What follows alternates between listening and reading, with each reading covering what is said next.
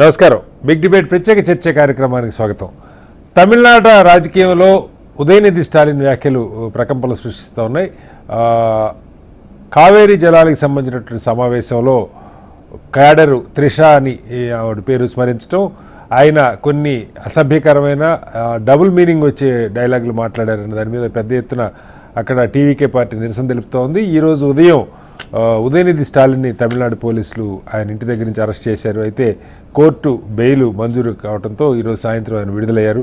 రాజకీయాల్లో అంశాల మీద మాట్లాడవచ్చు తప్ప వ్యక్తిగత దోషాలకి, వ్యక్తిత్వ హననానికి ఎందుకు పూనుకుంటున్నారు, ముఖ్యంగా మహిళల గురించి ఎందుకు మాట్లాడుతున్నారు, అలాగే ఈ వ్యాఖ్యలు కేవలం అంశాలని డివైడ్ చేయడం కోసం ప్రభుత్వాలు ఉపయోగించుకుంటున్నారు దాని మీద కూడా బిగ్ డిబేట్లో చర్చను చెప్పడం. చర్చలో మనతో పాటు జితేంద్ర గారు తెలంగాణ కాంగ్రెస్ పార్టీ సీనియర్ నాయకులు ఉన్నారు. అలాగే తులా ఆంజనేయులు గారు భారతీయ జనతా పార్టీ సీనియర్ నాయకులు కూడా మనతో జాయిన్ అవుతున్నారు. అలాగే అమరేంద్ర గారు తమిళనాడు నుంచి తెలుగు సంఘం నాయకులు, అలాగే రాజకీయ సామాజిక విశ్లేషకులు వారు కూడా ఉన్నారు. మరి కాసేపట్లో హరీష్ గారు బీఆర్ఎస్ పార్టీ నాయకులు కూడా మనతో జాయిన్ అవుతారు. ముందుగా అమరేంద్ర గారు నమస్కారం. అమరేంద్ర గారు, ఏంటి మొన్ననే కొత్త ప్రభుత్వం కొలువు తీరింది మీ రాష్ట్రంలో, అసెంబ్లీలో కూడా ఈయన 2-3 సార్లు టీవీకే పార్టీ విజయం సాధించిన తర్వాత అనుకుంటా నాకు గుర్తుండి టీవీకే ఎమ్మెల్యేల గురించి వాళ్ళు రేపొద్దున అసెంబ్లీలో కూడా ఐటెం సాంగ్స్ పెట్టుకొని డాన్స్ చేస్తారని కూడా ఆయన మాట్లాడిన పరిస్థితి. అంటే సినిమా రంగానికి సంబంధించిన వాళ్ళని కొంచెం కించపరిచేలాగా. సరే, సనాతన ధర్మం అంటే ఐడియాలజికల్ ఇష్యూ అనుకుందాం, భిన్నాభిప్రాయాలు ఉన్నా దాని మీద కొంతమంది అది కరెక్ట్ అంటారు, కాదంటారు. వ్యక్తిగతంగా త్రిషకి సంబంధించి క్యాడర్ ఏదన్నా మాట్లాడితే దాన్ని సైడ్ లైన్ చేయాల్సింది పోయి దాన్ని ఇంకొక అర్థం వచ్చేలాగా మాట్లాడారన్నది పెద్ద విమర్శ అవుతుంది. తెలుగు రాష్ట్రాల్లో కూడా ఇది కొత్త ఏం కాదు, మనకు చూసాం. గతంలో వైసీపీలో రోజా గారికి అదే పద్ధతి ఉండేది, ఇప్పుడు వంగలపూడి అనిత గారిని అలాగే విమర్శిస్తూ ఉన్నారు. తెలంగాణలో కూడా కొంతమంది మహిళా నాయకులు విమర్శిస్తూ ఉన్నారు. ఈ ధోరణి ముఖ్యంగా తమిళనాడు అసలు ఏం జరిగింది, ఇంత వేగంగా ప్రభుత్వం స్పందించి ఆయన అరెస్ట్ చేసే పరిస్థితి ఎందుకు వచ్చింది? నమస్కారం అండి, ప్యానెల్లో ఉన్న అందరికీ నమస్కారం. ఇక్కడ మనం ఒకటండి, 75 సంవత్సరాల హిస్టరీ ఉన్నటువంటి డిఎంకే పార్టీ ఇంత న్యూ లోకి వెళ్ళటం అనేది మాత్రం ఎవరు ఎక్స్పెక్ట్ చేయలేదండి. ఇప్పుడున్నటువంటి పరిస్థితుల్లో. అండ్ ఇప్పుడు మనం ఈ 70 సంవత్సరాల్లో మనం డిఎంకే చరిత్ర చూసామంటే మాత్రం 1989-89లో మనం చూసాం జయలలిత గారికి ఏంటంటే అవమానం ఏదైతే ఉందో అసెంబ్లీలో వస్త్రాపహరణం అనేది, అప్పుడు డిఎంకేనే. అలాగే 77 నుంచి 87 మధ్యలో ఎంజి రామచంద్రన్ ముఖ్యమంత్రిగా ఉన్నప్పుడు జయలలిత మీద ఆయన మీద చేసినట్టు ఇటువంటి కామెంట్స్ వల్లే అప్పట్లో కూడా డిఎంకే చాలా పెద్దగా దెబ్బతింది రాజకీయ పరంగా. సో డిఎంకే ఇదేం కొత్త కాదు. కాకపోతే గత 10 ఏళ్లుగా కాస్త డీసెంట్ గానే ఉంది అనుకున్నటువంటి పరిస్థితుల్లో వ్యక్తిగతంగా ఒక రాజకీయాలకి అంటే రాజకీయాల్లో లేనటువంటి ఒక మహిళ గురించి మాట్లాడటమే తప్ప అనుకోండి, దాని గురించి మాట్లాడటం అది మీరు అన్నట్టుగా ఒకవేళ కార్యకర్తలు మాట్లాడితే వారించాల్సినటువంటి ఉదయనిధి, ఉప ముఖ్యమంత్రిగా మొన్నటి భాగం ఉన్నటువంటి ఉదయనిధి ఇది చేయడం అనేది తప్పు. దాంట్లో ఎటువంటి అనుమానం లేదండి. దాంట్లో ఇక్కడ ఒక్కటి నేను చూస్తానండి, డిఎంకేకి ఈ రోజు వరకు కూడా అధికారం ఉన్నటువంటి హ్యాంగ్ ఓవర్ ఇంకా పోలేదు. ఇంకా మేమే అధికారం, అసలు విజయ్ పిఎం అవటం ఏంటి అనేటువంటి ఒక కంటిన్యూ జీర్ణించుకోలేకపోతున్నాను. అసలు ఏ మాత్రం వాళ్ళు జీర్ణించుకోవడం జరగట్లేదు వాళ్ళకి. అందుకని మొదటిగా చూసామంటే ఈ పార్టీ అంటే ఈ ప్రభుత్వం ఇంకా 3 నెలలే ఉంటుంది, 6 నెలలే ఉంటుంది అని స్టాలిన్ చెప్పటం, దాంతో పాటు ఎమ్మెల్యేలని కాంట్రాక్ట్ అని చెప్పేసి సెంథిల్ బాలాజీ లాంటి వాళ్ళు ట్రై చేయటం, ఆయన కేసులు బుక్ చేయడం కూడా మనం చూసాం. సో బేసికలీ ఇది మోర్ ఆఫ్ ఈగో క్లాష్ అయిపోయింది. ఉదయనిధికి ఏంటంటే అసలు విజయ్ సీఎం అవడం ఏంటనేది, ఎందుకంటే మేమే ఫస్ట్ ఫ్యామిలీ ఆఫ్ తమిళనాడు అనేటువంటి ఫీల్ లోకి వచ్చేసారు గత 5 ఏళ్లలో. ఇప్పుడు దీన్ని జీర్ణించుకోలేకపోవడం అనేటువంటిది ఒక ముఖ్యమైనటువంటి ఇదిగా మనం చూడొచ్చు. ఇక్కడ దీని మీద అమరేంద్ర గారు చాలా మంది కొద్దిసేపటి క్రితం స్టాలిన్ గారు కూడా రియాక్ట్ అయ్యారు ఇదే అంశం మీద. ఆయన చెప్పడం ఏంటంటే వీళ్ళకి అహంకారం తలకెక్కినప్పుడు పతనం తప్ప మరొక దారి ఉండదు అంటే ఈ వ్యాఖ్యలు పెద్ద తప్పు కాదన్నట్లుగా ఆయన మాట్లాడారు. డిఎంకే అధికారిక ప్రకటన కూడా అలాగే ఉంది, ఆయన మాట్లాడిన దానిలో ఎక్కడ తప్పు లేదు, ఆయన ఏ మహిళను ఉద్దేశించి మాట్లాడలేదు అని వాళ్ళు చెప్తున్నారు. నేను అంటే టెక్నికల్ గా లీగల్ గా ఉదయనిధిని ఎవరు ఏమి అంటాక లేదు అక్కడ. కానీ ఏ మాత్రం మొరాలిటీ అనే ఎవడైనా సరే, ఎటువంటి మనిషి అయినా సరే ఆయన చేసిన తప్పు అనేటువంటి చాలా క్లియర్ గా అర్థమైపోతారు అటువంటి వ్యాఖ్యలు. It's very cluster clear double meaning అనేది. రేపు లీగల్ గా నేను చేయలేకపోవచ్చు, కాకపోతే ఓకే ఇలా చేశారు కాబట్టి ముందు మాట్లాడితే ఇలాంటి అరెస్టులు ఉంటాయనే భయం అనేది ఒకటి వస్తే రావచ్చు డిఎంకేలో అని, లేకపోతే మిగతా పార్టీల్లో. వదలలేదు మమ్మల్ని వదలలేదు అనేటువంటిది. ఒకటి చెప్పండి అమరేంద్ర గారు, అంటే మీరే చెప్పారు 10 ఏళ్ల క్రితం వరకు కొంచెం ఇబ్బందికరంగానే ఉండేది, ఈ 10 ఏళ్ళలో కాస్త డీసెంట్గా బిహేవ్ చేస్తున్నారు. బట్ ఉదయనిధి వరకు ప్రత్యేకంగా ఆయన ఒకటి కాదు, నేను ఇందాక చెప్పినట్టు సనాతన ధర్మం ఒకటే కాదు, గతంలో పళనిస్వామి శశికళ గురించి కూడా కొంచెం దీనిగానే మాట్లాడారు, ముందు మోకరిల్లాడినా అని చెప్పి. అట్లాగే మోడీ గారి గురించి అంటే రాజకీయంగా ఎవరైనా రాజకీయంగా ప్రత్యర్థుల మీద అనుకోండి, అరుణ్ జైట్లీ సుష్మా స్వరాజ్ చనిపోవటంలో ఏదో ఒక వేరే అర్థం వచ్చేలాగా మాట్లాడారు. అనేక అంశాల మీద ఆయన చాలా ఘాటుగానే, అంటే యంగ్ లీడర్ ఏదో తొందరగా ఎదుగుతా ఉన్న ఆలోచన, లేదా అలా మాట్లాడితే తప్ప మీడియాలో కవరేజ్ రాదని ఎలా అర్థం చేసుకోవాలి? అంటే ఆయన ఎప్పుడూ కూడా ఏంటంటే ఒక డిఎంకే అంటే ఈ ద్రవిడియన్ మూల అనేది ప్రమోట్ చేస్తూ వస్తున్నాడు ఆయన.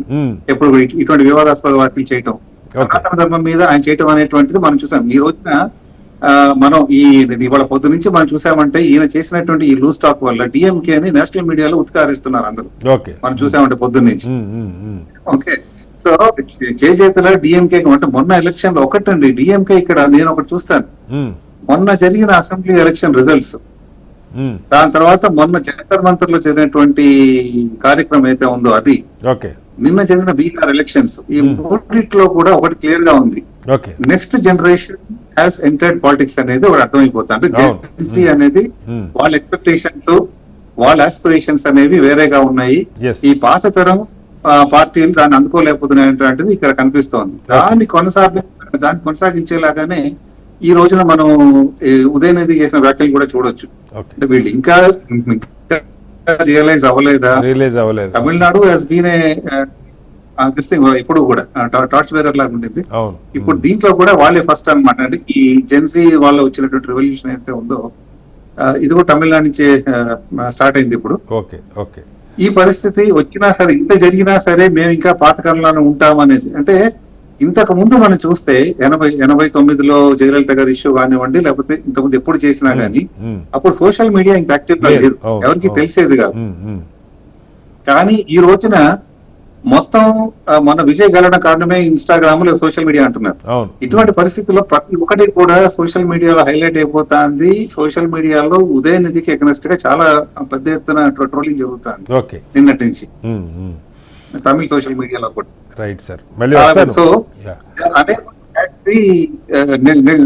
నెక్స్ట్ జనరేషన్ ఓటర్స్ వాళ్ళ ఆస్పిరేషన్స్ ఏంటని అర్థం చేసుకోలేకపోతున్నారా, ఇంత పాతకాల ఆలోచనలు పట్టుకుని ఎలాడుతున్నారా అనేటువంటిది ఒక ఇదిలా కనిపిస్తోంది. రైట్ సార్, మళ్ళీ వస్తాను అమర్ గారు మీ దగ్గరికి. ఒకసారి జితేంద్ర గారు, మనం చూస్తా ఉన్నాం తమిళనాడులో పరిణామాలు కానీ లేదు, గతంలో మనకి తెలుగు రాష్ట్రాల్లో కూడా ఇది బాగా ఇప్పుడు కూడా ఒకటి నడుస్తూ ఉంది. తెలంగాణలో కాంగ్రెస్ బీఆర్ఎస్ మధ్య ఏదో క్షుద్ర పూజలు హరీష్ గారు చేశారని మీరు, లేకపోతే ఆయన కేసులు పెడతాను అంటే కీలకమైన అంశాలు.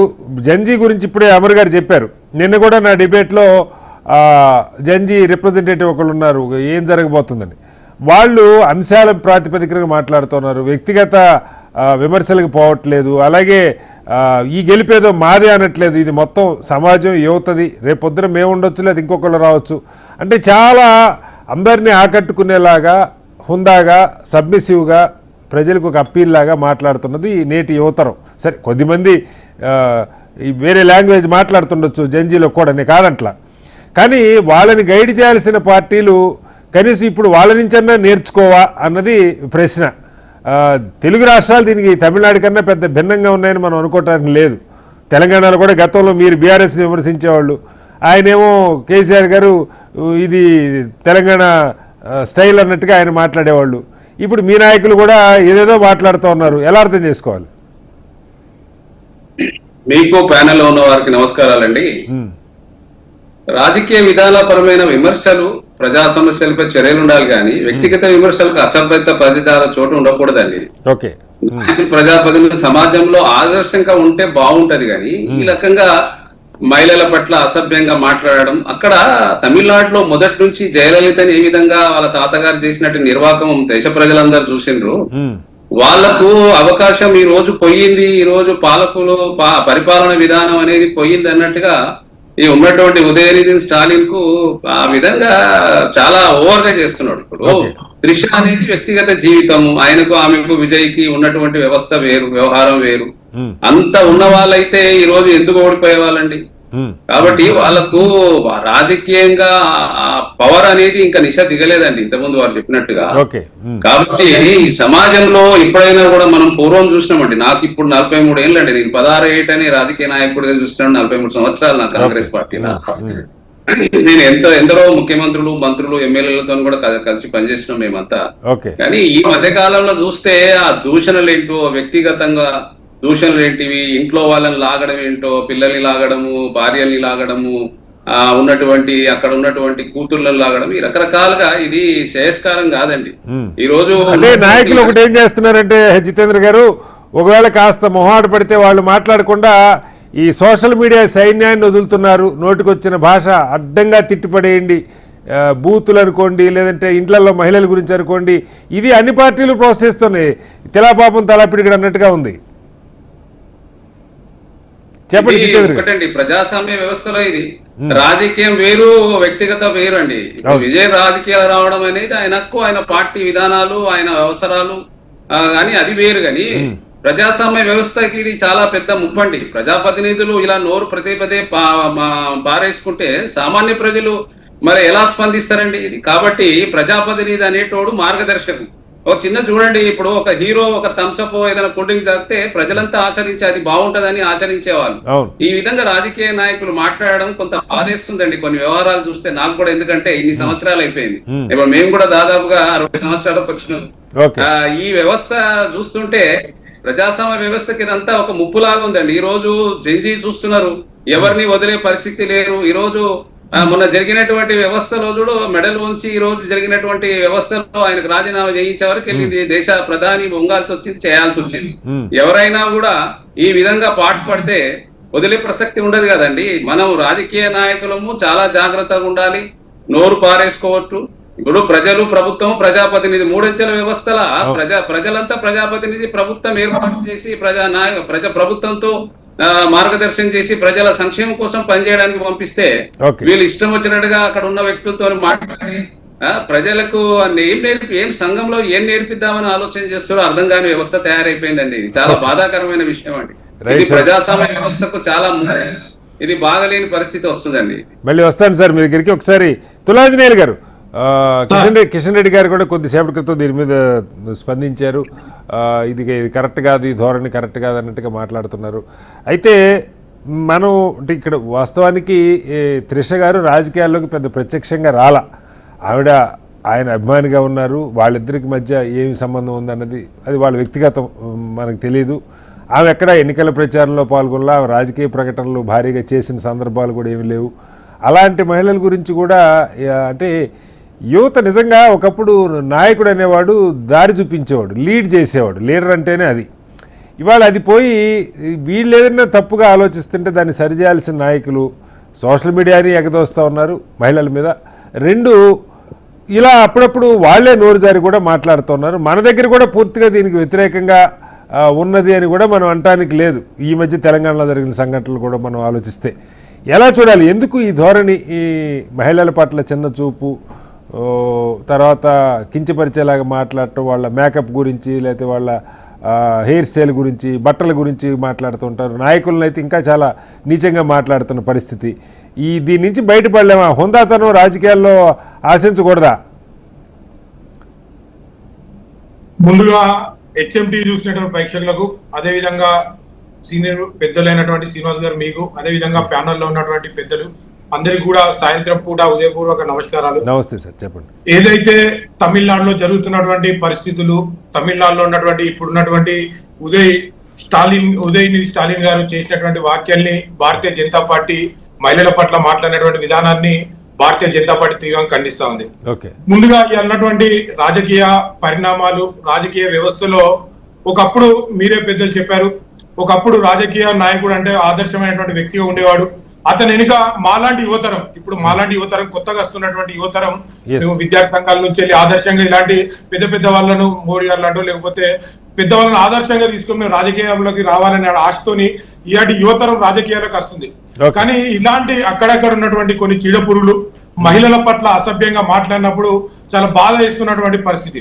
ఇలా రాజకీయంగా ఉంటే ఇలా విజయ్ గారు కావచ్చు, లేకపోతే ఏ రాజకీయ నాయకుడైనా కూడా తను వ్యక్తిగతంగా ఆ రాజకీయ పరిణామాల్లో మాత్రమే ఇవాళ మాట్లాడాల్సినటువంటి అవసరాలు ఉన్నాయి. కానీ ఆ స్థాయిని దాటిపోయి ఇవాళ మనము ఏదో ఒక సోషల్ మీడియానో లేకపోతే మీడియా పరంగానో ఎక్కడనో కాడ మనం హైలైట్ కావాలి, కార్యకర్తల్లో మనం ఒక హుందా ఏది ఒక పెద్ద స్టార్ గా మనం ఎగిరి తీరాలంటే ఇవాళ మన కార్యకర్తలకు మనోధైర్యాన్ని ఇవ్వాలంటే ఒక మంచి ట్రాక్ నుంచి వెళ్ళి ఇవాళ సైడ్ ట్రాక్ పోయేటువంటి దౌర్భాగ్యమైనటువంటి పరిస్థితి ఇలాంటి నాయకుల కారణంగా వస్తుంది.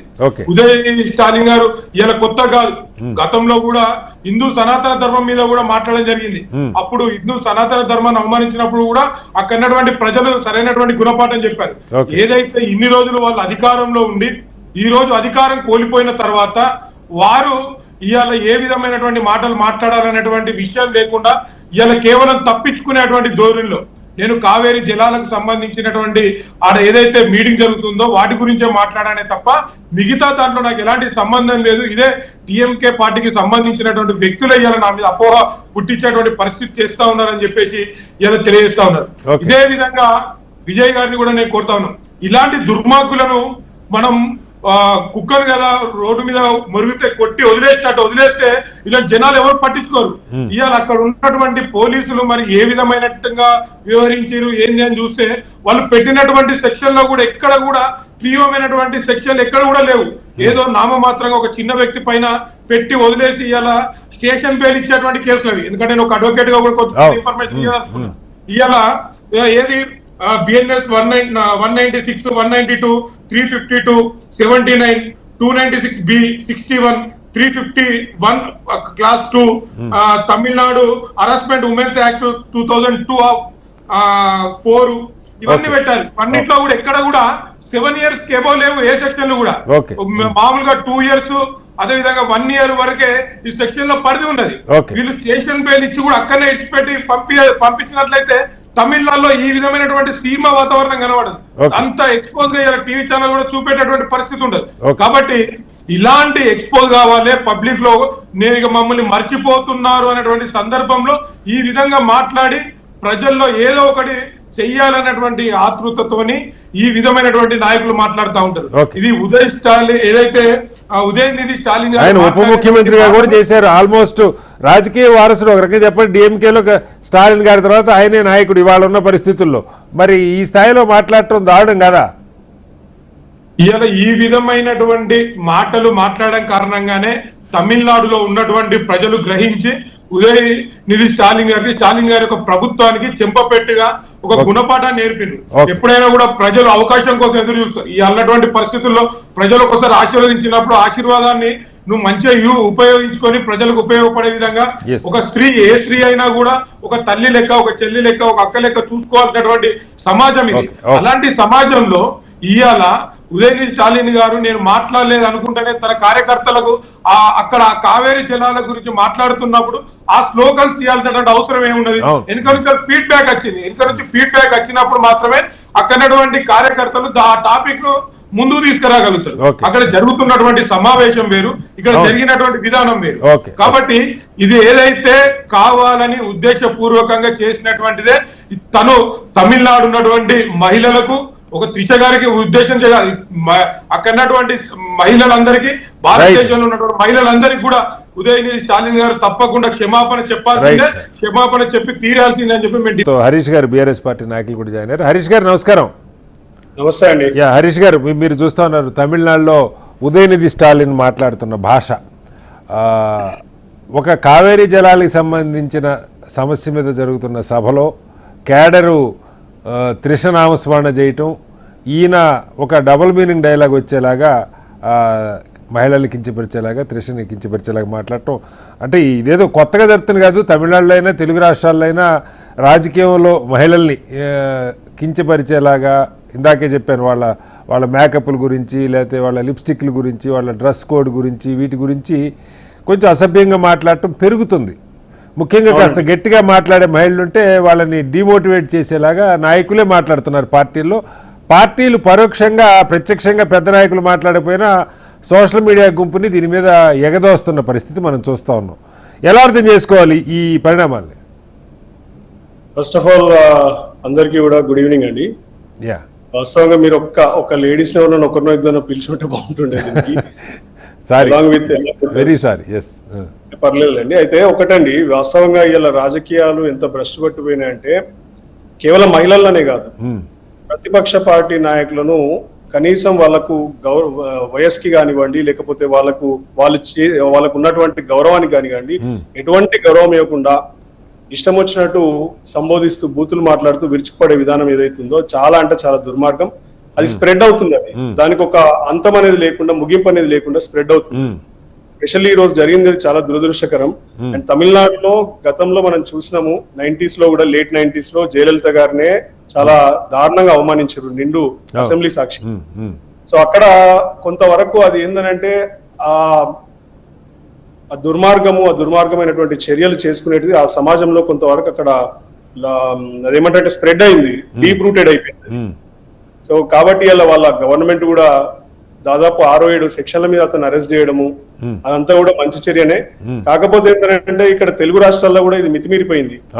గతంలో మేము నేను నాకు ఆంధ్ర రాష్ట్రం గురించి మాట్లాడదలుచుకోలేదు, ఎందుకంటే ఇక్కడ పాపం వాస్తవంగా సోదరులు చాలా మంది మాట్లాడడానికి. అక్కడ కూడా గతంలో రోజా గారు ఉన్నారు, మిగతా నాయకురాలందరినీ కూడా చాలా అవహేళనగా, చాలా చులకనగా. అప్పుడు వైఎస్ఆర్సీపీ నుంచి రోజాను విమర్శించేవారు, ఇప్పుడు హోంమంత్రి వంగల్పూడి అనిత గారిని కూడా అలాగే విమర్శిస్తున్నారు. కూడా అదే జరుగుతుంది. సో అందుకే I don't want to get in to other states. తెలంగాణకు వచ్చేసరికి మాత్రం మా ముఖ్యమంత్రి గారి భాష గురించి మీరు ఆల్రెడీ చూసే ఉంటారు. పదే అనేకమైనటువంటి వేదికల మీద మేము చెప్పినాము, ఆ కనుగుడ్లు తీసి గోటీలు ఆడుకుంటాము, పేగులు తీసి మెడలు వేసుకుంటాము, లాగులో తొండలు జోరిస్తాం అనే భాష ఏ రాజకీయ నాయకుడు కూడా బహుశా ఇండియన్ హిస్టరీలో ఇంతవరకు మాట్లాడలేదు. దీన్ని మనం మేము మాట్లాడితే కేసీఆర్ గారు మాట్లాడలేదు. కేసీఆర్ గారు మాట్లాడింది కొంతవరకు ఉద్యమ భావజాలంతో పని చేయలేనటువంటి రాజకీయ నాయకులు, చవటలు, సన్నాసులు, దద్దమ్మలని 3 వర్డ్లు చాలా రిపీటెడ్ గా మాట్లాడారు. అదేం పెద్ద బూతులు కాదు, మన తెలుగు గ్రాంధిక భాషలు కానీ తెలుగు వాడుక భాషలు కూడా పెద్ద బూతులు కూడా కాదు.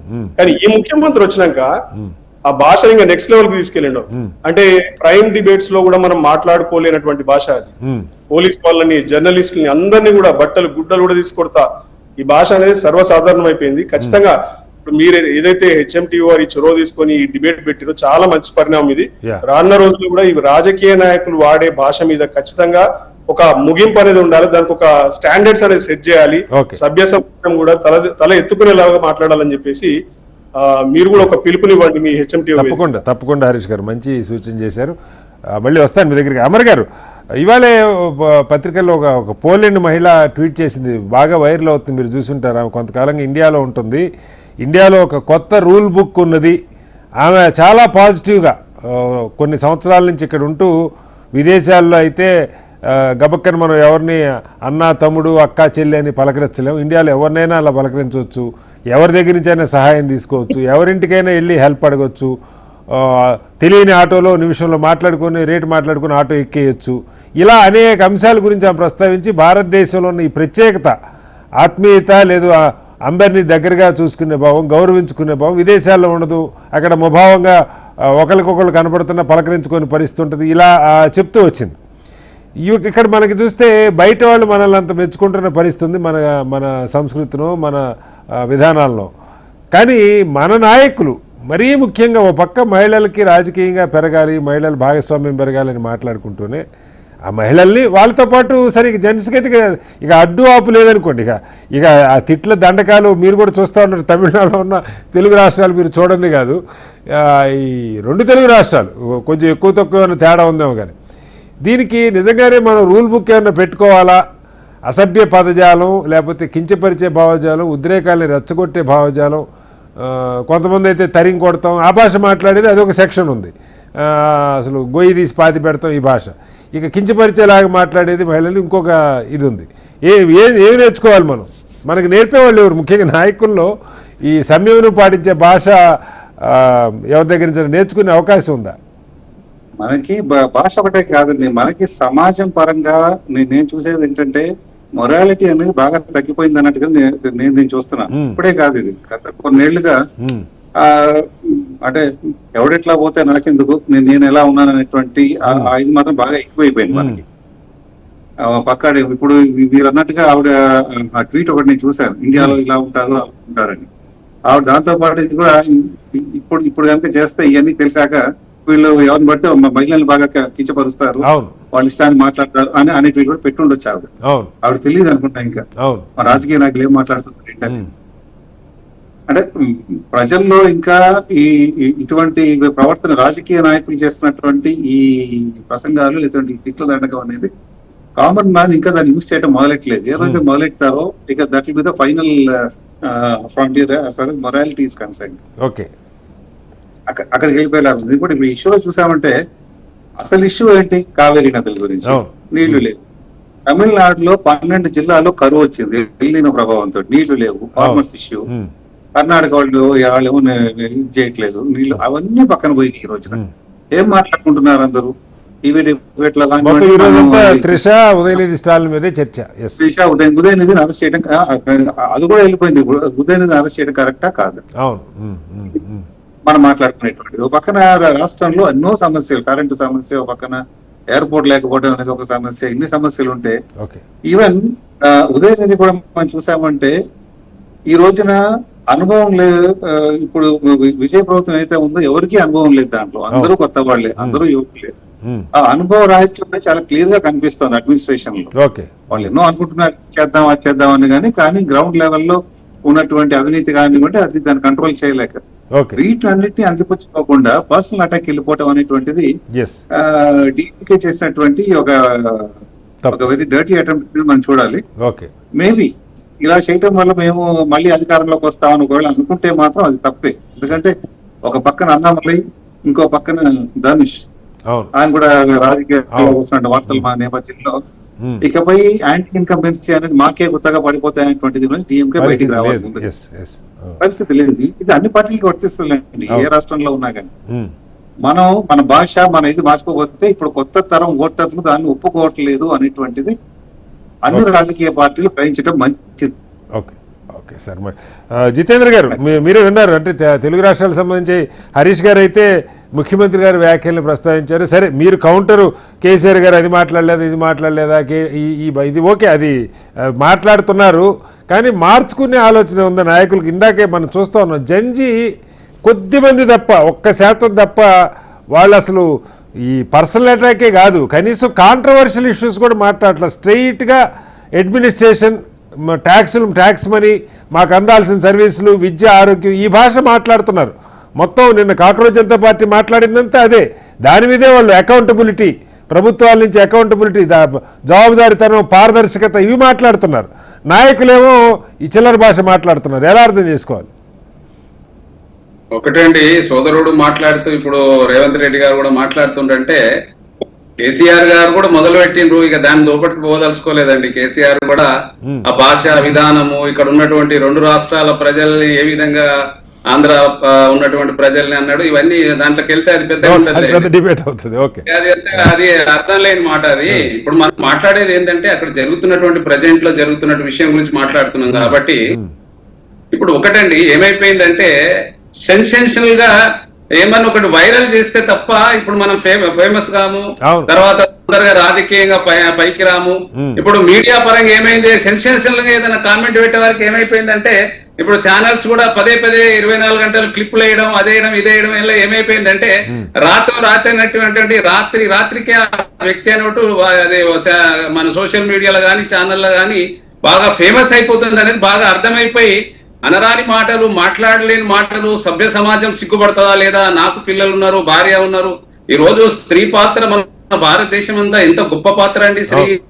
ఈ రోజు మనది ప్రపంచ దేశాలు అసలు మన గొప్ప మనకున్నటువంటి సాంప్రదాయాన్ని, మనకున్నటువంటి స్త్రీ చూసే విధానాన్ని వాళ్ళు ఎంతో మంది ఇక్కడికి వచ్చి నేర్చుకొని మళ్ళీ అక్కడికి వెళ్ళి మన దగ్గర ఉన్నటువంటి యోగా రకరకాలుగా మన సాంప్రదాయం, సంస్కృతి అంతా తీసుకెళ్ళాలి దేశాలలో చెప్తున్నారు. వేరే దేశాలలో కానీ ఎక్కడ మనకున్నటువంటి ఈ విధానం అనేది ప్రపంచంలో ఎక్కడ లేదండి. ప్రపంచ దేశాల్లో కాదు సార్, నాకు కనపడుతున్నది ట్రంప్ ఒక్కడు తప్ప మిగతా ఎవరు ఇంత అబ్యూజివ్ లాంగ్వేజ్, ఆయనకి మహిళలు అంటే చాలా చిన్న చూపు, ఆయన పక్కకు పెడితే మిగతా ఎవరు కూడా ఏ దేశంలో కూడా ఇష్యూస్ మీదే మాట్లాడతారు, ఇష్యూస్ మీద ఫైట్ చేస్తారు తప్పితే మనలాగా వ్యక్తిగత, అసలు అక్కడ వ్యక్తిగత అంశాలు తీసుకురానే రారు. రాజకీయం నుంచి అయిపోగానే వాళ్ళు హుందాగా తప్పుకొని వాళ్ళ ప్రైవేట్ లైఫ్ వాళ్ళు అనిపిస్తారు, దాని గురించి ఎవరు ప్రశ్నించరు. మన దగ్గర అది కాదు, జీవితకాలం రాజకీయమే, జీవితకాలం విమర్శలే, జీవితకాలం దాడులే, ప్రతిదాడులే, రోజు మీడియా గొడవ. ఏంటిది? ఇంతకుముందు రాజకీయంగా నేను గత 40 సంవత్సరాల నుంచి చూస్తున్నా సార్. ఆ రోజు ఉన్నటువంటి పార్లమెంట్ లో ఇందిరాగాంధీ గారు, వాజ్పేయి గారు, ఆ తర్వాత అద్వానీ గారు, ప్రతిపక్షం కమ్యూనిస్టు పెద్ద పెద్ద లీడర్లు ఒక ప్రజల సంక్షేమం కోసము, ప్రజల కోసం పాటుపడే వాళ్ళు. కానీ అక్కడ కూడా కామెంట్ చేసే లాలూ ప్రసాద్ గారు ఎప్పుడైనా పార్లమెంట్ లో మీరు చూసిండొచ్చు, దూషణ ఉండకపోతుండే, కామెంట్ చేసేవాళ్ళు. అవసరం అనుకుంటే ఆహ్లాదకరంగా ఉంటుండే చర్చలు అనేటివి. ఎక్కడ చూసినా స్టేజ్లపై కానీ, ఎక్కడైనా ప్రజా మీటింగ్లలో కానీ, ఎక్కడైనా కూడా పార్లమెంట్ లో కానీ, మన దగ్గర కూడా చూడండి, ఎక్కడ కూడా మన దగ్గర రాజశేఖర రెడ్డి గారు, చంద్రబాబు నాయుడు గారు ఉన్నప్పుడు ఎప్పుడు కూడా ఇంత రోసయ్య గారు సార్, రోసయ్య గారు బ్రహ్మాండంగా అందరినీ ఆకట్టుకునేలాగా మాట్లాడేవాళ్ళు కూడా ఉన్నప్పుడు ఎక్కడండి దూషణలు, అసలు దూషణ విధానమే లేదు.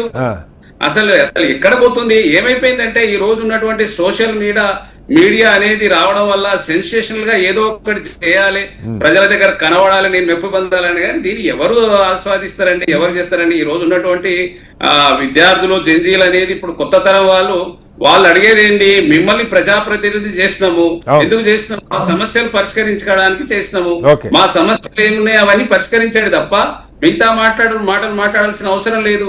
ఇవన్నీ దేశంలో అనేక సమస్యలు ఉన్నాయండి. ఇప్పుడు మాట్లాడాలనుకుంటే ప్రజాప్రతినిధిగా ఎన్నుకున్నప్పుడు ఆ దుర్మార్గుడు కూడా ఇప్పుడు ఉన్నటువంటి ఉదయనిధి స్టాలిన్ ఒక డిప్యూటీ సీఎం గా చేసిన వ్యక్తి, ఒక యూత్ ఇండియన్ నాయకుడు, కాబోయే సీఎం రాబోయే కాలంలో కూడా మాట్లాడాల్సినటువంటి రీతేనా అండి? ఒక మహిళ పట్ల ఆమె ఎవరైనా ఉండేనండి, స్త్రీ అనేది ఒక భారతదేశంలో ఒక గౌరవంగా చూస్తాం, గుళ్ళో దేవతలాగా చూస్తాం, ఇంట్లో చెల్లిలాగా చూస్తాం, ఆలిలాగా చూస్తాం, తల్లిలాగా చూస్తాం. కానీ ఈ విధంగా దూషించడం చాలా తప్పు. తను మరి తనపై శిక్షించాల్సిందే. తను ఎట్లాంటి వ్యక్తుల్ని, ఇది చర్చ జరగాలి. మీరు మీకు థ్యాంక్స్ అండి హెచ్ఎంటీ వారికి. మరి ఒక చర్చా కార్యక్రమం ఒక మహిళల పట్ల ఈ విధంగా దూషణ విషయం మీరు చేసినందుకు మీరు అనేక మంచి కార్యక్రమాలు తీసుకొస్తున్నారు. మీరు మంచిదండి, ఇలాంటివి చేస్తేనే, చర్చిస్తేనే ప్రజల దగ్గరికి ఇలాంటి సమస్యలు పోతేనే అందరికి అవేర్నెస్ వస్తుందండి. అవేర్నెస్ కార్యక్రమాలు ఇలాంటివి తీసుకురావాలండి మీ ఛానల్ ద్వారా.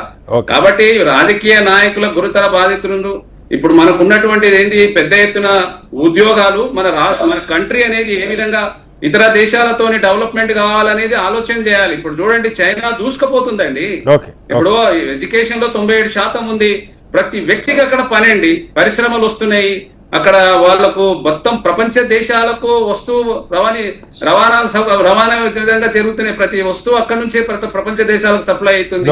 కాబట్టి ప్రతి ఒక్కరికి అక్కడ విద్య, ఉద్యోగాలు, వైద్యం, అన్ని రంగాలలో వేరే దేశాలు అనేది అభివృద్ధి చెందుతున్నాయి.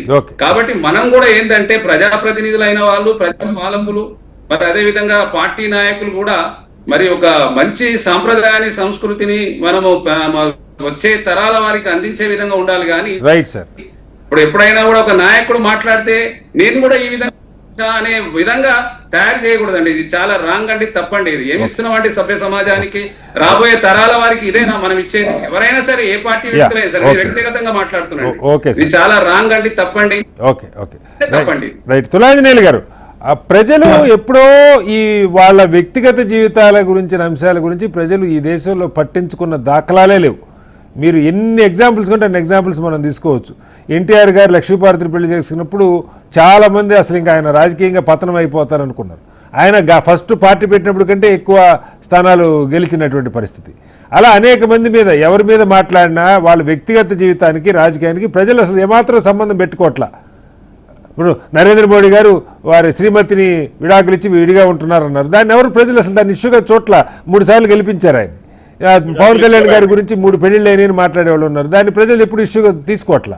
రాజకీయం వేరు, వాళ్ళ వ్యక్తిగత జీవితం వేరు అన్న దగ్గరే ప్రజలు ఉన్నారు.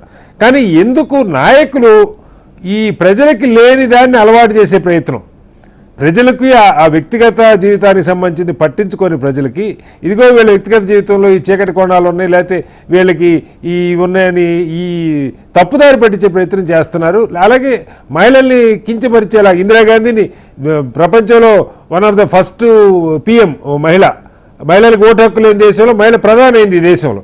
అంతగా ప్రజలు ఆదరించారు, గెలిపించారు. సరే, తర్వాత ఓడిస్తే ఓడించి ఉండొచ్చు. అలాంటి చోట మహిళలు కించపరచడం కానీ దీన్ని ఎలా అర్థం చేసుకోవాలి? ఇవాళ ఉన్నటువంటి కొంతమంది రాజకీయ నాయకులు తమ యొక్క సహనాన్ని కోల్పోయి తమ ఏమైనటువంటి మాటలు మాట్లాడినా నడుస్తెత్తి ప్రజల్లో మేము ప్రజా సమస్యలను ముందుకు తీసుకుపోవాలన్న ఆలోచనను పక్కకు పెట్టి ఇవాళ ఈ విధమైనటువంటి మాట్లాడడం స్టాలిన్ గారు ఏ విధంగా అయితే మాట్లాడారో అలాగనే కొంతమంది రాజకీయ నాయకులు తమ యొక్క ప్రవర్తన మార్చుకొని తమ యొక్క స్థాయిలను మర్చిపోయి మాట్లాడేటువంటి విషయాలు మనం చూస్తాం. కానీ గతంలో అసలు మహాత్మా గాంధీ గారు చెడు వినకు, చెడు మాట్లాడకు, చెడు చూడకు అని ఎందుకు చెప్పాడో తెలియదు. కానీ ఇప్పుడు ఉన్నటువంటి రాజకీయ నాయకుల్లో కొంతమంది చెడు వినాలే, చెడు చూడాలి, చెడు మాట్లాడాలనే విధంగానే ఇలా ప్రవర్తిస్తా ఉన్నారు.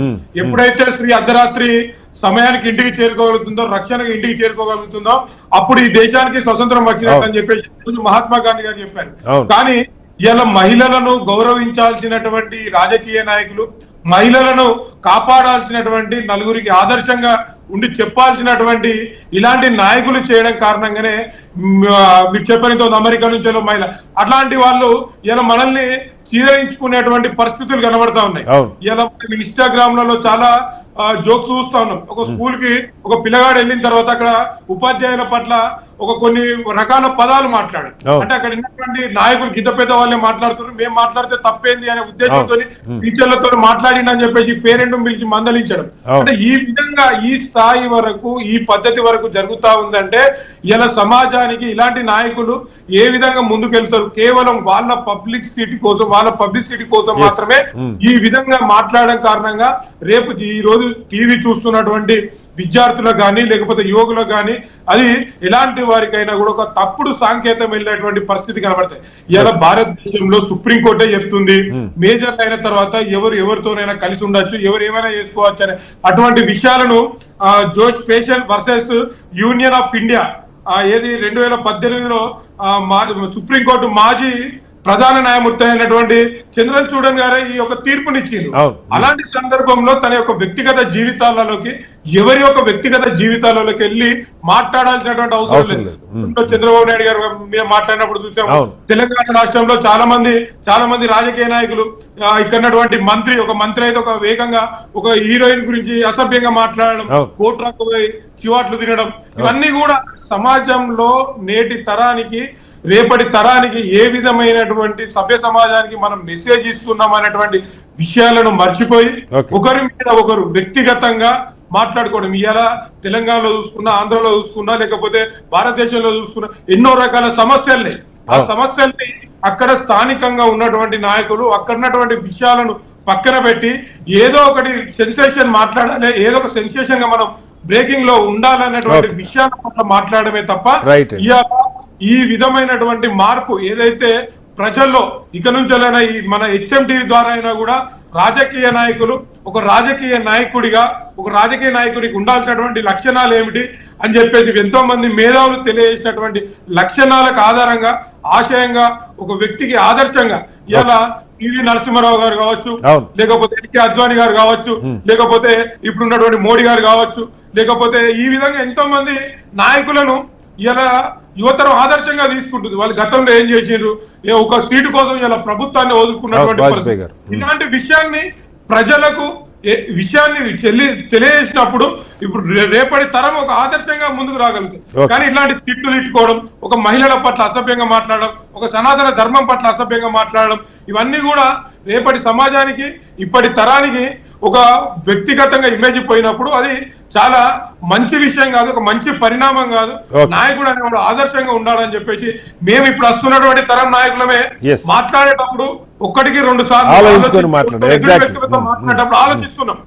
కానీ ఇంత పెద్ద స్థాయికి, ఇంత ఉందాతనానికి ఒక కాబోయే రేపు తమిళనాడుకు నేను కాబోయే ముఖ్యమంత్రిని వారసుని అని చెప్పుకునేటువంటి వ్యక్తులు ఈ విధంగా మాట్లాడడం అనేది మంచి పరిణామం కాదని చెప్పి తెలియజేస్తాం. ఓకే, ఆఖరికి హరీష్ గారు ఒకటి చెప్పండి. అంటే ఏదో కొత్తగా రాజకీయాల్లోకి వచ్చిన వాళ్ళు, లేదా సోషల్ మీడియా సొంత యూట్యూబ్ ఛానల్ పెట్టుకున్న వాళ్ళు, ఇన్ఫ్లుయెన్సర్స్, ఇట్లాంటి వాళ్ళు పాపులర్ కావడానికి ఏదో అడ్డగోలుగా మాట్లాడుతుంటారు. సరే, వాటిని చూసేవాళ్ళు చూస్తారు, చెదరించుకునే వాళ్ళు చెదరించుకుంటారు. కానీ ఎస్టాబ్లిష్డ్ లీడర్స్, ఇప్పుడు మనం మాట్లాడుకుంటున్నంతా రాష్ట్రాలను ఏలిన వాళ్ళు, ఏలుతున్న వాళ్ళు, వీళ్ళ గురించి మాట్లాడుకుంటా ఉన్నాం. వాళ్ళు, వాళ్ళ కుటుంబ సభ్యులు, ఆ స్థాయి మనుషులు. వీళ్ళకి ప్రజా సమస్యలు అర్థం కావా, లేకపోతే ఆ సమస్యలు కనపడవా? వీళ్ళకి కొత్తగా ఒకరోజు హైలైట్ అయితే కొత్తగా వచ్చేది ఏమీ లేదు, సమస్యల మీద పోరాడితే ఫలితాలు వస్తాయి తప్ప. బట్ స్టిల్ ఎందుకు ఏదో ఒకటి లేదా ఆవేశాలకు లోన్ అవుతున్నారా? ఏదో ఫ్రెండ్స్తో సరదాగా మాట్లాడుకున్నట్టు బహిరంగ సభల్లో కూడా నోటికి వచ్చినట్టు మాట్లాడుతున్నారా, లేదా మీడియా ముందు మాట్లాడుతున్నారా? ఏంటి దీనికి మూలం ఎక్కడ ఉంది? ప్రాబ్లం మూలం సొసైటీలో ఉందండి. ఫస్ట్ ఆఫ్ ఆల్ మహిళల్ని చులకనగా చూడడము, వాళ్ళ పట్ల చులకనగా బిహేవ్ చేయడం అనేది సొసైటీలోంచి వస్తున్నటువంటి ఆ క్యారెక్టర్ ని అలవర్చుకున్నటువంటి నాయకులు వీళ్ళు మాట్లాడేవారు. అందుకే అది basically heat of the moment లో వచ్చినటువంటి పదం లాగా లేదు అది. నేను కూడా విన్నా, పదం విన్నా. డెఫినెట్లీ చాలా నికృష్టమైనటువంటి పదజాలం అది, డబుల్ మీనింగ్ వర్డ్. ఇటువంటి భాష మాట్లాడడం అంటే ఆయనకు అదేమంటారు డే టు డే యూసేజ్ లో కూడా ఆయన అలాంటి భాషనే మాట్లాడతాడు కాబట్టి అది ఆటోమేటిక్ గా నోట్ల నుంచి బయటకు వచ్చేసింది.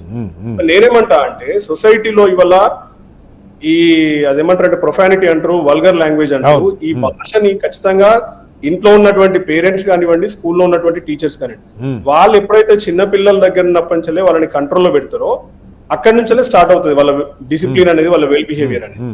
అంతే తప్ప ఇలా సడన్ గా పెద్ద అయినాక రమ్మంటారు కాబట్టి భాష మారమంటే మారదంటారు, మారదు అది. రెండోది ఏంటంటే రాజకీయాల్లో మనం ఎంత కంట్రోల్ చేద్దాం అనుకున్నా, పెద్ద పెద్ద మహానుభావులు అందరూ వచ్చి ఎన్ని స్పీచ్లు ఇచ్చినా గానీ ఈ భాష అనేది ఒకసారి మొదలైనాక కంట్రోల్ కాదండి.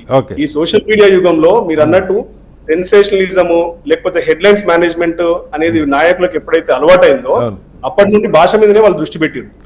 అగ్రెసివ్ గా మాట్లాడము, ఎదుటి నాయకుడిని కించపరచడము. ఇందాక మిత్రులు ఆంజనేయులు గారు చెప్పినట్టు ఒక మంత్రి హోదాలో, తాను కూడా ఒక మహిళ, ఇందాక కాంగ్రెస్ ప్రభుత్వంలో మంత్రి హోదాలో ఉండి ఇంకొక నాయకుడి గురించి మాట్లాడుతున్నప్పుడు నాయకుడిని తిట్టు, దెర్ ఇస్ నో వే, నువ్వు నాయకుడిని తిట్టు, there is nothing wrong in it, criticise. కానీ ఎవరో సంబంధం లేనటువంటి ఇంకొక హీరోయిన్, ఒక వెల్ రినౌండ్ యాక్ట్రెస్ ని తీసుకొచ్చి అట్లా చులకన మాట్లాడేది, కోర్టులోకి వెళ్ళేసరికి ఏమైంది, కోర్టు 4 ముట్టుకెళ్ళేసి. నేనేమంటా అంటే నాయకులకి మరీ ముఖ్యంగా అంత పెద్ద హోదాలో ఉన్న వాళ్ళకి ఖచ్చితంగా భాష పట్ల, వాళ్ళు మాట్లాడే మాటల పట్ల, నాలుక పట్ల కొంచెం కంట్రోల్ ఉండాలి. ఆ కంట్రోల్ తప్పినప్పుడు ఏంటంటే డెఫినెట్లీ కాన్సిక్వెన్సెస్ అనేది ఫేస్ చేయాల్సి వస్తాయి. ఇప్పుడు ఆ నాయకురాలు ఖచ్చితంగా రేపటి రోజున నిజంగా చెప్తున్నాగా ఆ వాళ్ళ నియోజకవర్గంలో ఉన్నటువంటి మహిళలు చీదరించుకునే పరిస్థితి రేపు ఖచ్చితంగా వాళ్ళు ఓడిపోతారు. వాళ్ళు ఆగ్రహానికి గురిగాక తప్పదు అది. సో స్పెషల్లీ ఏంటంటే సోషల్ మీడియా యుగం వచ్చినప్పటి నుంచి మాత్రం డెఫినెట్ గా ఏంటంటే ఇన్స్టెంట్ రిజల్ట్స్ కోసం చూస్తున్నారు. మీరు అంటున్నట్టు పార్టీలు కూడా ఇలా అగ్రెసివ్ గా ఏదో ఒకటి చేసి సెన్సేషన్ క్రియేట్ చేసిన నాయకులు బాగానే ఎంకరేజ్ చేస్తున్నట్టు అన్ని పార్టీలు. ఏం చేస్తున్నామంటే ఏ పార్టీ అయినా అంతే చేస్తుంది. పై నుండి మొదలుకుంటే బీజేపీ నుండి మొదలుకుంటే కింద ఉన్నటువంటి రీజనల్ పార్టీస్ దాకా ఇదే ఒక పరిపాటిగా మారిపోయింది. ఓకే, ఏదో ఒకటి చేసి సెన్సేషన్ లో ఉండాలి, లైమ్ లైట్ లో ఉండాలి. లేవగానే ఇప్పుడు ఏముంది, ఇప్పుడు నేను అనొద్దు కానీ మళ్ళీ నేను నాయకులు తీసుకురావాలని లేనప్పటికీ నాయకులు ఎగ్జాంపుల్ ఇస్తున్నారు. రేవంత్ రెడ్డి గారు మొన్న ఇంజనీరింగ్ కాలేజ్ స్టూడెంట్స్ ని క్రిమినల్ వేస్ట్ అనే పదం వాడి. వాస్తవంగా పదం వాడద్దు, ఎందుకంటే సరే నీకు కొంత స్కిల్ తక్కువ ఉన్న స్టూడెంట్స్ గురించి సంబోధిస్తూ మాట్లాడే మొత్తం ఓవరాల్ గా 1,10,000 మంది విద్యార్థులు ఎవ్రీ ఇయర్ బయటకు వస్తున్నారు. వాళ్ళకి కనీసం ఒక అప్లికేషన్ లెటర్ రాయడం కూడా రాదు అని అంటే ఇదే స్టూడెంట్స్ కదా అండి రేపటి రోజున ఐఐటీలకు మళ్ళీ ఎంట్రన్స్ ఎగ్జామ్ రాసి వెళ్ళేది, ఎన్ఐటీలకు ట్రిపుల్ ఐటీలకు కానివ్వండి, ఇంకా పెద్ద పెద్ద ఇన్స్టిట్యూట్స్ కి. స్టాండర్డ్స్ కాదు సార్, మనం పదం సంగతి పక్క పెడితే ఇంజనీరింగ్ లో స్టాండర్డ్స్ లేవు, 6-7% మించి ప్లేస్ కావట్లేదు ఓవరాల్ గా. ఈ అంశాలన్నీ ఉన్నాయి sir. Job market it self is down. Job market కూడా చాలా దారుణంగా ఉంది. రెండోది ఏంటంటే ఆర్టిఫిషియల్ ఇంటెలిజెన్స్ వచ్చినాక ఈ రెగ్యులర్ కోర్సెస్ కి డిమాండ్. అదే విద్యార్థులు తప్పు కాదు సార్, ఆ నాణ్యమైన చదువుని కళాశాలలు అందించలేకపోతా ఉన్నాయి, ఇండస్ట్రీ ఓరియంటేషన్ ఇవ్వలేకపోతా ఉన్నాయి, లేటెస్ట్ స్కిల్స్ ఇవ్వలేకపోతా ఉన్నాయి. 20-25% మాక్సిమం ఉంటది. యూ కాంట్ జనరలైజ్ అందరినీ 1,10,000 మందిని కూడా వేస్ట్ అనడం, సంబోధించడం కరెక్ట్ కాదు. అది ఎక్కడైనా ఉంటదండి. 1960s లో కూడా బాటమ్ 10-20% వాళ్ళు కూడా అంతే ఉండొచ్చు కదా, వాళ్ళకు కూడా స్కిల్ సెట్ ఉండకపోయి ఉండొచ్చు కదా. ఇప్పుడే కొత్తగా వచ్చినటువంటి సమస్య కాదు అది. దాన్ని పట్టుకొని అందరినీ ఒకే ఘటన కట్టడము అంటే నేనేమంటున్నా అంటే ఈ లాంగ్వేజ్ అనేది హెడ్లైన్స్ మేనేజ్మెంట్ కోసం వాడినప్పుడు నేనే సెన్సేషన్ అయిపోతే ఈ రోజు రేపు పొద్దున్న రాగానే ఈనాడు ప్రధాన శీర్షికలో HMTVలో డిబేట్ లో నేనే కనబడాలని ఒక ఆతృత ఉంటుంది చూడండి. దాని వల్లనే ఈ నోటి మీద కంట్రోల్ లేకుండా వచ్చే మాటలు వస్తున్నాయి. కంట్రోల్ అంటే మీలాంటి వాళ్ళే, 4th pillar of the society మీలాంటి వాళ్ళే ఖచ్చితంగా ఒక చొరవ తీసుకొని పదే డిబేట్లు పెట్టి కంట్రోల్ చేయగలిగితే కంట్రోల్ అవుతారు ఎవరైనా. సో మేము మీడియా అంటే జన్జీ చెప్తున్నారు, యాక్చువల్గా నాయకుల నుంచి నేర్చుకోవాలి. మీడియా అయినా ఎవరినో ఒకళ్ళు ఒక మాట అటు ఇటు మాట్లాడితే దాన్ని సరి చేసుకోవాలి. బట్ ఇవాళ నాయకులకి జంజీనో లేకపోతే మీడియానో చెప్పాల్సి రావడం నిజంగా దురదృష్టకరం. హరీష్ గారు ఫైనల్గా ఏం చెప్తారు ఈ తరం నాయకులకి? మీరు కూడా ఒక పార్టీకి సంబంధించిన నాయకుడే. కొంత సంయమనం ఉండాలి, కొంత సంయమనం, కొంత పేషెన్స్, మాట్లాడే భాష పట్ల పట్టు, అవగాహన, సొసైటీ పట్ల వాల్యూ, మహిళల పట్ల రెస్పెక్ట్, ఇవన్నీ ఉన్న రోజు ఖచ్చితంగా నోట్లోంచి వచ్చే ప్రతి పదం కూడా రెస్పెక్ట్ఫుల్ గా ఉంటది. అంతే తప్ప ఎవరి మీద కూడా రెస్పెక్ట్ లేకపోతే డెఫినెట్లీ ఏంటంటే బయటకు వచ్చేంత చెత్త అంతా వస్తా ఉంటది నోట్లోంచి. ఏ నాయకుడికైనా అంతే. It is not just limited to Revanth Reddy గారు ఆర్ ఎనీవన్. అందరికి ఏ నాయకుడైనా సమాజం పట్ల, అందులో ఉన్నటువంటి వ్యక్తుల పట్ల, మహిళలు, చిన్నపిల్లలు అందరి మీద. నేను రేవంత్ రెడ్డి గారి పేరు పదే ఎందుకు ఇస్తున్నా అంటే ప్రతి ఒక్క సెగ్మెంట్ సమాజంలో ఉన్నటువంటి ప్రజలను ఆయన కించపరిచింది. ట్రాన్స్జెండర్స్ వదిలిపెట్టలేదు. ఆయన ముఖ్యమంత్రి కాబట్టి మీరు పేరు తీసుకోవడం తప్పలేదు. లేదు, మీరు కనుక్కోండి, ఎవరైనా ట్రాన్స్జెండర్స్ ఎవరైనా ఇన్సల్ట్ చేసిరా అంటే ఇండియాలో ఫస్ట్ ముఖ్యమంత్రి. చిన్నపిల్లలు కేటీఆర్ గారు కొడుకును కూడా తీసుకొచ్చి ఆయన చిట్టినాయుడు అని చెప్పి సంబోధించింది చిన్నప్పుడు. అంటే నేను చెప్తున్నాను, బాడీ షేమింగ్ చేయడంలో నంబర్ 1 ఆయన. నేనేమంటున్నా, ఆయన ఒక్కరి గురించి పక్కన పెడదాం. ఇప్పుడు let's confine to the topic ఏంటంటే ఖచ్చితంగా సమాజం పట్ల, మహిళల పట్ల, వ్యక్తుల పట్ల గౌరవం ఉంటే నోట్లోంచి వచ్చే ప్రతి వాక్యం కూడా డెఫినెట్లీ రెస్పెక్ట్ఫుల్ వర్డ్ వస్తుంది. ఏంటంటే వల్గర్ మాటలు వస్తాయి బయట. రైట్. ఆఖరిగా జితేంద్ర గారు, ఎంపతి, ప్రజల గురించి ఎంపతి డెఫినెట్లీ. సోదరులు మాట్లాడుతూ రేవంత్ రెడ్డి గారి గురించి మాట్లాడుతున్నారు. రేవంత్ రెడ్డి గారు ఆవేదన వ్యక్తపరిచిండు. ఆయన ఆవేదన అర్థం చేసుకోలేదు. 1,08,000 రూపాయలు అనేది సంవత్సరాల కాలం పాటు ఒక స్టూడెంట్ మీద ఖర్చు పెడుతున్నాము. మీరు ఉన్నటువంటి టీచర్స్, విద్యా విధానంలో మనం ఇంత కష్టపడ్డా కూడా ఈ రకమైనటువంటి ఫలితాలు రావట్లేదని ఆయన ఆవేదన వ్యక్తపరిచిండు. కానీ ఆయన విమర్శించలేదు. దాన్ని అనవసరంగా అపార్థం చేసుకుంటున్నారు. ఆయన ఆవేదన చెందిండు. ఆయన ఎందుకు ఈ విద్యా విధానంలో నేనున్నటువంటి మినిస్టర్ లో ఉండగా ఎందుకు ఈ విధంగా జరుగుతుందని ఆవేదన చెందిండు. కానీ విద్యార్థులను ఎప్పుడు దూషించలేదు. ఆయన ట్రాన్స్జెండర్ ఉద్యోగాలు ఇచ్చింది మా నాయకుడే అండి, రేవంత్ రెడ్డి గారే ఇచ్చింది. రైట్ సార్, మనం దానిలోకి వచ్చారు. సరే, ఓకే. ఇప్పుడు మా భాష గురించి జితేంద్ర గారు, భాష ఎవరు అర్థం చేసుకునే విధానం. ఇప్పుడు ఇది రావడం మన దగ్గర రాష్ట్రంలో ఉన్నటువంటి 2 రాష్ట్రాల విడిపోయే పరిస్థితులు వచ్చినప్పుడే భాషలన్నీ చేంజ్ అయిపోయినాయండి. ఇక మళ్ళీ డిబేట్ అయిపోతుంది అని చెప్తూ ఇంకా బాగా పరిస్థితి లేదండి, రిపేర్ చేయడానికి అవకాశం లేదంటారు ఈ భాషని. ఇప్పుడు రిపేర్ చేయాలండి. ఎందుకు చేయాలి? కొత్త తరం రావాలి, ఇవన్నీ మానేయాలి, దేశం అభివృద్ధి చెందాలి, వ్యక్తిగతంగా అభివృద్ధి చెందాలి, చదువు అభివృద్ధి, విద్య, వైద్యం, ఉద్యోగాలు అన్ని విధానాలన్నింటిలో అభివృద్ధి చెందాలండి. Right sir. అభివృద్ధి చెందినప్పుడు అన్ని రకాలుగా బాగుపడతాం కదా మనము. సో అమర్ గారు నాయకులు మారుతారా లేదా ప్రజలే వీళ్ళ భాష మారకపోతే వీళ్ళని ప్రజలే మారుస్తారా? ఎలా అర్థం చేసుకోవాలి? చూడండి, ప్రజలు విఘ్నులండి. ఏం చేశారండి? తమిళనాడులో ఏం చేసిరండి? ప్రజలు విఘ్నులండి. అలా తరతరాలకు వస్తున్న దాన్ని ఏం చేసిండ్రు? ఈ రోజు విజయం తీసుకొచ్చి కూర్చోబెట్టిండ్రు. ఎక్కడైనా కూడా ఎవరైనా సరే ప్రజల సంక్షేమం కోసం, ప్రజల బాగోగులు పట్టించుకోకుండా ప్రజల్ని తూలనాడడం ఎవరు చేసినా కూడా తప్పే అవుతుంది. కాబట్టి ఎవరు కూడా ప్రజలు వదలరండి. రాబోయే కాలంలో ఎవరు లేదండి. Right sir. అమర్ గారు చెప్పండి.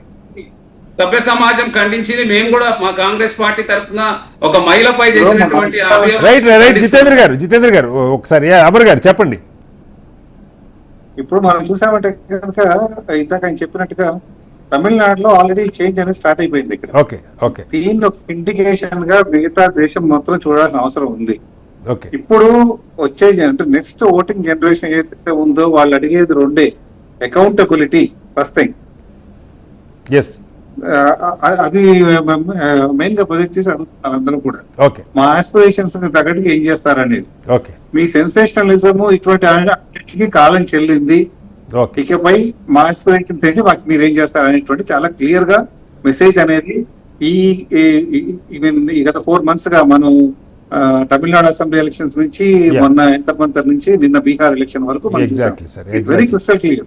ఇప్పటికైనా పార్టీలు మారాలి, లేకపోతే ప్రజలు పార్టీలు మార్చేస్తారు. ఓకే. ఆఖరిగా తులాంజనేయులు గారు ఒక్క సెకండ్ ఆంజనేయులు గారు 1 సెకండ్.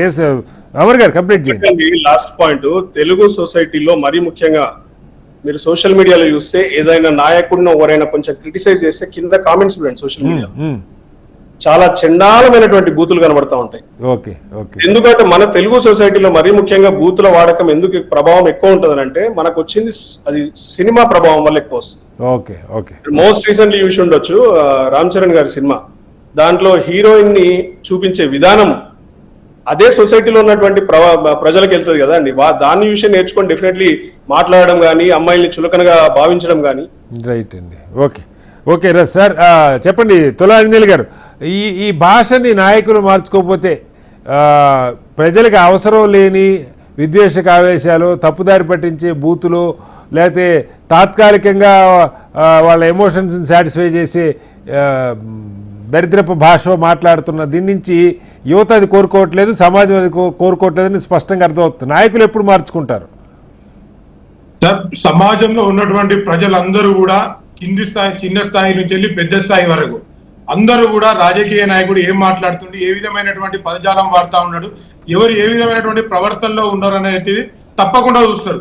ఏదైతే డిఎంకే పార్టీకి సంబంధించినటువంటి ఉదయనిధి స్టాలిన్ గారు గతంలో సనాతన ధర్మం గురించి మాట్లాడిన తర్వాత తమిళనాడు ప్రజలందరూ కూడా ఒక చెంపపెట్టలేక కొత్త పార్టీకి, కొత్త నాయకుడికి అవకాశం ఇద్దాం, ఏదైతే విజయ్ గారి మీద కూడా చాలా ఎన్నో రకాలు చేసి ఇంతమంది చనిపోయారు, ప్రభుత్వం వస్తుందా అని చెప్పేసి అనుకున్నారు. కానీ అక్కడ ఎంతమంది చనిపోయినా ఏం చేసినా కూడా ప్రజలు ఒక కొత్త తరానికి, ఒక కొత్త నాయకునికి అవకాశం ఇవ్వాలి అనేటువంటి ఉద్దేశంతో అక్కడటువంటి ప్రజలు అవకాశం ఇచ్చారు. తెలంగాణ రాష్ట్రంలో కూడా కొన్ని రకాల పరిణామాలు జరిగిన తర్వాత ఇక్కడ కూడా ఒకసారి ప్రభుత్వాన్ని మార్దామని చెప్పేసి ఇక్కడ భాష తీరు అన్ని చూసినాక ఈ నాయకునికి కొత్త పగ్గాలు అప్పచెప్పిన తర్వాత తను కూడా కార్మిక నుంచి కర్షకుని వరకు, విద్యార్థుల నుంచి అన్ని రకాల వారిని కూడా క్రిటిసైజ్ చేసే విధంగా మాట్లాడేటువంటి పరిస్థితి కనబడతా ఉంది. కాబట్టి ప్రజలందరూ కూడా తప్పకుండా ప్రతి విషయాన్ని క్లుప్తంగా అబ్జర్వేషన్ చేస్తూ ఉంటారు.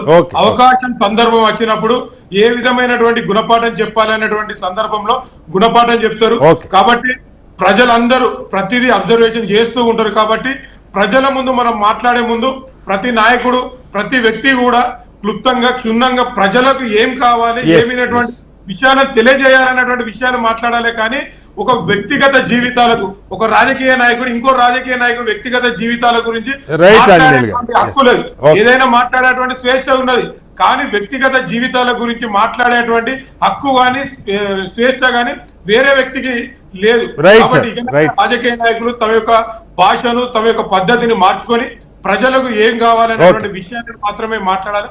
రాబో రోజుల్లో నిన్న భవిష్యవాణి కూడా చెప్పడం జరిగింది. అమ్మవారు భవిష్యత్తులో చెప్పారు, అక్క చెల్లె వారస సంబంధాలు లేకుండా మాట్లాడేటువంటి పద్ధతులు కాలం అనుగుణంగా పోయేటువంటి పరిస్థితులు ఉంటాయి. కాబట్టి సమాజంలో మార్పులు తేవాలి. ప్రతి తల్లి తన బిడ్డలకు, తన కూతుళ్లకు, ప్రతి వ్యక్తికి ఒక మంచి విషయాన్ని చెప్పాలన్నటువంటి విషయాలను కూడా నిన్న తెలియజేయడం జరిగింది. అంటే కాబట్టి ఇక నుంచి వెళ్ళి కుటుంబ వ్యవస్థ నుంచి వెళ్ళి కూడా జరపాలి. ఎందుకంటే వెంటనే స్టాలిన్ గారు ఈ మహిళా లోకానికి, మహిళా సమాజానికి వెంటనే టైం అయిపోయింది. ఆంజనేయులు గారు, మొత్తంగా ఇవాళ సమాజం, ముఖ్యంగా జంజీ కోరుకుంటున్న భాష అయితే ఇది కాదు. అనేక చోట్ల ఇలాంటి భాష, ఇలాంటి ప్రవర్తన, ప్రజలతో జవాబుదారితనం లేకపోవటం, పాలనలో పారదర్శకత లేకపోవటాన్ని ప్రజలు తిప్పికొడుతున్న సందర్భాలు చూస్తున్నాం. నాయకులు నేర్చుకుంటారా లేకపోతే కాలగర్భంలో కలిసిపోతారా అన్నది వాళ్ళే నిర్ణయం చేయాలి. ప్రజలు, ఈ సమాజం అయితే ఈ భాషని మహిళల పట్ల అవమానకరంగా మాట్లాడటం కానీ, నాయకుల వ్యక్తిత్వ హననానికి పూనుకునే భాష మాట్లాడటం కానీ, కీలకమైన అంశాలని దారి తప్పించేటువంటి డైవర్షన్ పాలిటిక్స్ కానీ ప్రజలు కోరుకోవట్లేదు. ప్రజలు ప్రతిదాన్ని క్షుణ్ణంగా, సునిశ్చితంగా గమనిస్తున్నారన్న సంగతి నాయకులు తెలుసుకోవాల్సిన అవసరం అయితే మనకు స్పష్టంగా కనపడుతోంది. చర్చలో పాల్గొన్న జితేంద్ర గారికి, తులాంజనేయులు గారికి, అమరేంద్ర గారికి, అలాగే హరీష్ గారికి ధన్యవాదాలు. ఇది వాళ్ళ బిగ్ డిబేట్. రేపు మరోస్తే మళ్ళీ కలుద్దాం. నమస్కారం.